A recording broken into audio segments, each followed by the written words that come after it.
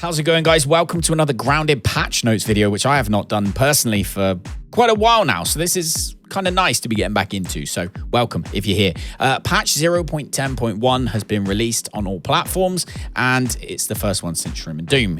It basically is a bunch of bug fixes, guys. Excuse the pun, bug fixes. But that's basically what it is. So make sure you've got your game updated and make sure you've got updates turned on. If not, go and manually do it. And we'll go through what's actually in the patch.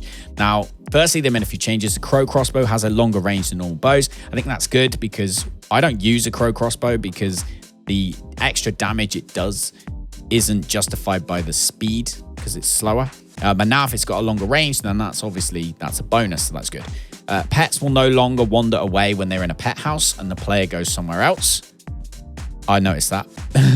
The pets, to be honest, I haven't even bothered with them really, apart from to show you guys how to do it, because they've just been quite buggy and kind of useless. But that's good. So they're going to stay in the house when they're supposed to. That's good news.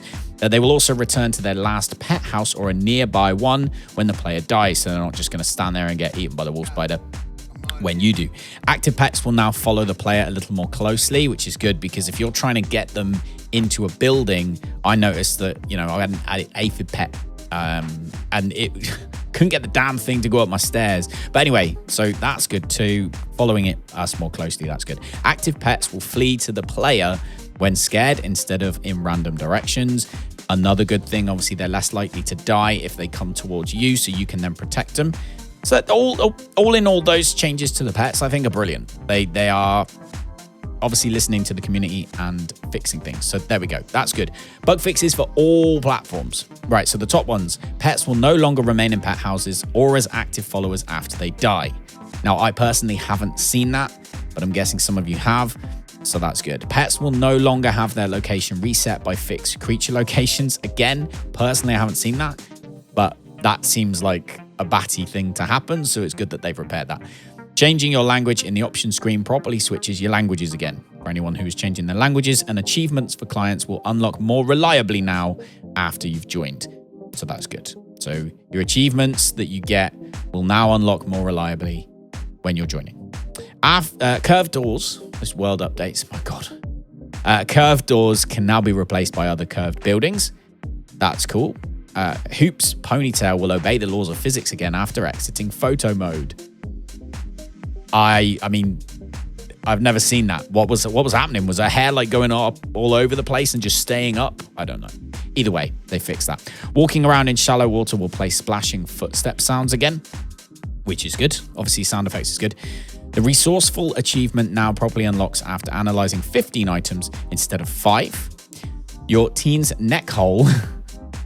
I can't believe I read this one. Your teen's neck hole is no longer visible when using the 120 field of view camera settings in first person mode.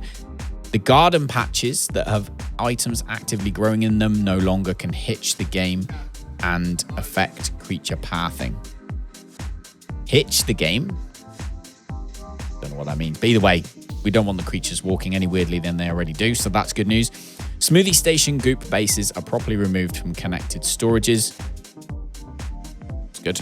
Mushroom chunks no longer attract an infinite number of weevils. So we were just chatting about this. Doesn't mean they're not going to attract weevils. It means they're not going to attract an infinite number of weevils, right?